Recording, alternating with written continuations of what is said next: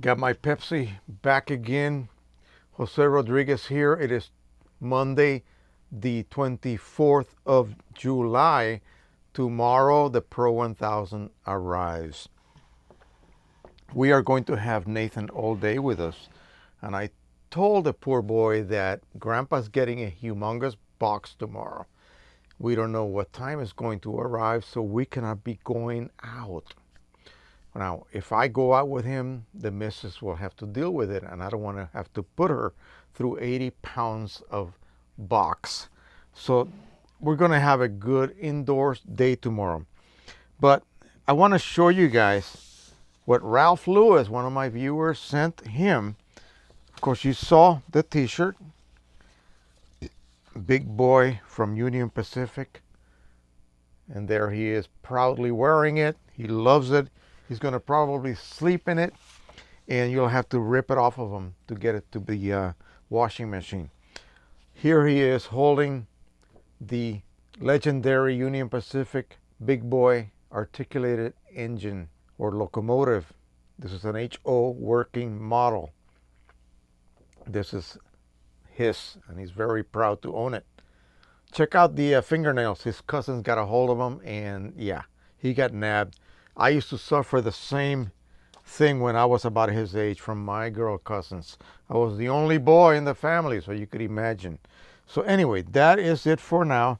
Let's talk about some of the craziness that you can find on eBay and Alibaba, AliExpress, and so on.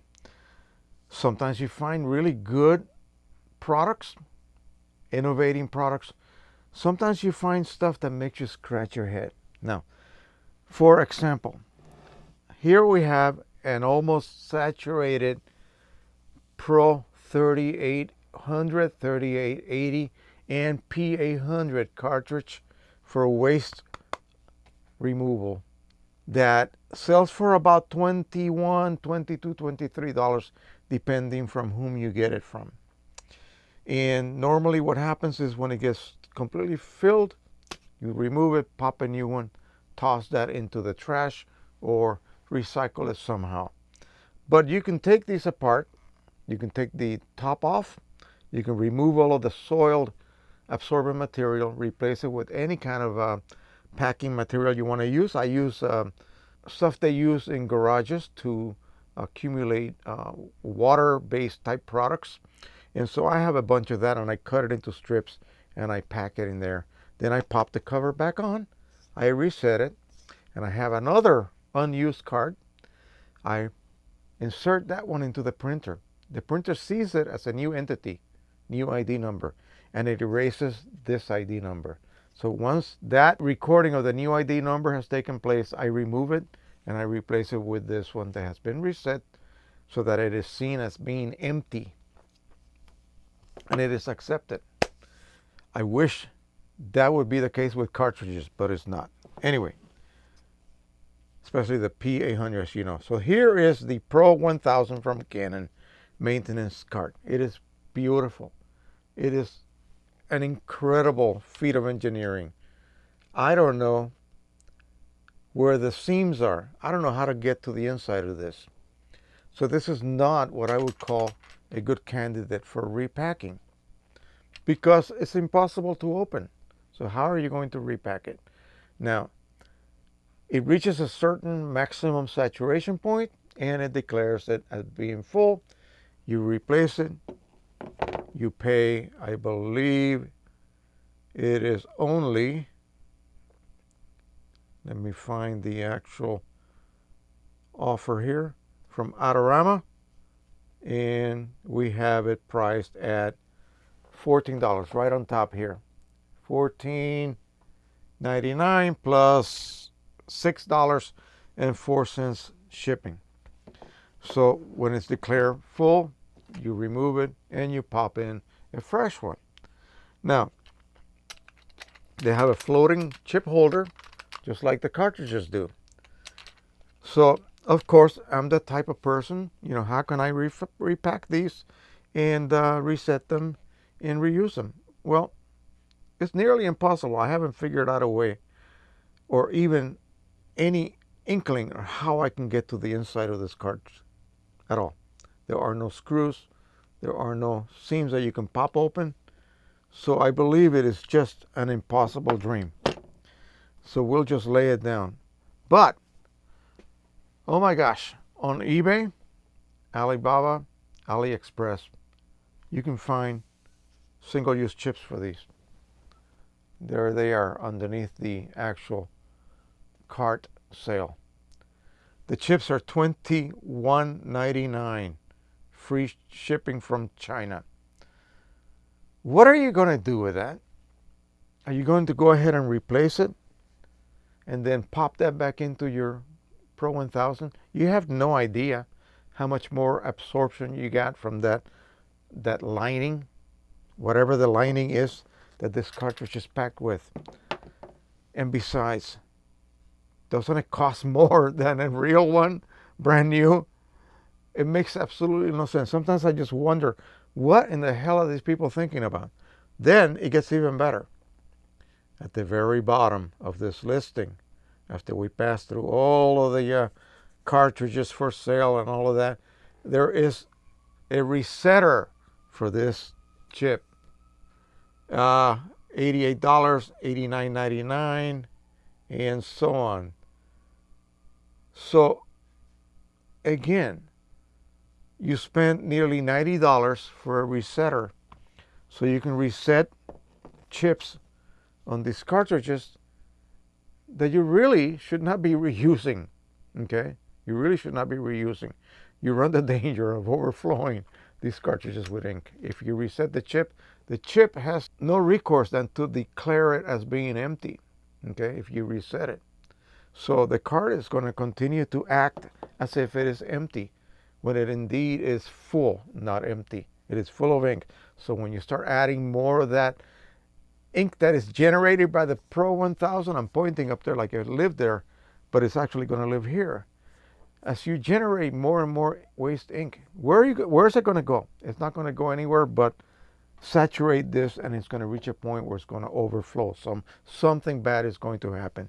So do not consider that. Spend $14.99 for replacement cards. The first thing I'm going to do when it arrives and I get it all set up is to order several of those. Those will sit here at the waiting, and as I need them, as I begin to test precision colors, after I have thoroughly tested the printer using OEM and then done comparative prints so that I can send them to Precision Colors to compare with his ink set, then I will go ahead and migrate over to Precision Colors, or simply start using those large format cards that I told you about earlier for the Pro 2000 and higher printers. That is it. Let's talk about a second crazy product available. Single-use chips for CLI 42 cards. Why in God's green earth would you want to do that when the CLI 42s are already resettable? Even if you fry one of those cartridge chips with your resetter because the resetter was misused, used the wrong way, whatever the case, say you fry it, it's no longer resettable. Buy a new cartridge, okay? Just buy a new cartridge, $15. That's all you have to do. And then start from scratch again using that new cartridge. You modify it after it's reached low, you modify it and reset it normally. Hopefully you will not repeat that error. Why would you want to remove those perfectly working and fitting chips and replace them with chips that will not fit anyway? Why don't they fit? If you go back to my PGI 29 cartridges that I sell, why do I sell these to you guys? Because I modify them so that they can accept those fat Chinese chips. Without that modification, the chip will not sit. It'll just wobble because it's got a huge globule of black resin under the chip itself, the chip body itself. So it cannot sit flat. So I have to mill away a spherical space or cavity out of the chip compartment so that the chip will sit flat. That works really fine with, pardon me, with these cartridges, the real ones. because the plastic can be milled. The plastic is easily milled, but not the plastic that the CLI 42 cards are made out of. It is a gummy, flexible plastic, and no amount of milling will remove the amount of material you need to allow those chips to sit. It is a pain in the rear to do that yourself. Oh, I'll get some CLI 8 cartridges that are pre-flushed, pre-modified. I'll take those chips out and I'll put these special Chinese chips on them. No, you still can't fit them. You still can't. You still have to mill those cards, carve those cards, do whatever you need to do to remove enough material to allow that chip to sit flat. It will not sit flat. And they are single-use chips. So what's the point, right? What's the point of doing that? I don't get it. I really don't get it. Now, they claim that they can be reset. Well, maybe yes, maybe no. Unless somebody comes up with maybe some auto reset chips, and I believe some of the compatible cards have them. And then you can transfer those chips over to some CLI 8s, maybe. Then you end up with a set of CLI 8s with auto reset chips that I've heard through good sources, they can be reset manually. Oh, now that makes a little bit more sense, but not these single-use chips. Ridiculous. All right, that is it. There's a lot of crazy stuff. So again, remember, and I got caught by this. Too good to be true. It's too good to be true. So don't fall for these catchy type products, especially the ones that actually cost you more than just buying the real deal right off the bat. This is what I'm going to buy. I'm not going to deal with any of those other resetters, and I'm the type of guy that would buy one of those just for the hell of it. But no, I'm going to control my urges this time and not fall for that. That is it. Thank you so much. In the next few videos, I'm going to finally deal with my list of top Epson and Canon printers. I'm just going to cover the 13 to 17 inch with capacity printers, ones that are usually used at home, not professionally, but semi-professionally. They'll cover the Epson series and the Canon's new Pro series. And of course, I will include the Pro 1000 that will be arriving on Tuesday. I'm also going to do a video where I will ponder on the argument of where should I place my signature on a fine art print. Should I do it on the actual border of the print, or should I do it on the mat? This started such an argument you would not believe, and I'll give both sides of the story, and then I will give you my 2 cents on how I feel about that.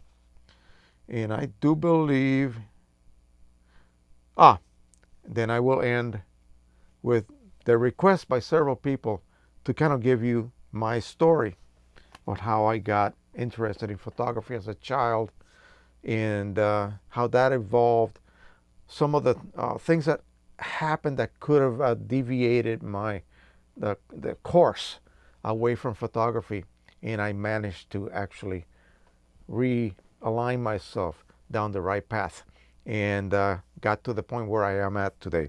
So that is it. I hope that does not bore too many people. It should be interesting. I can tell a good story when I put my mind to it. All right, that is it. Thank you so much again. Please subscribe, share, and like as always. And until the next time, happy printing, everyone. Bye-bye.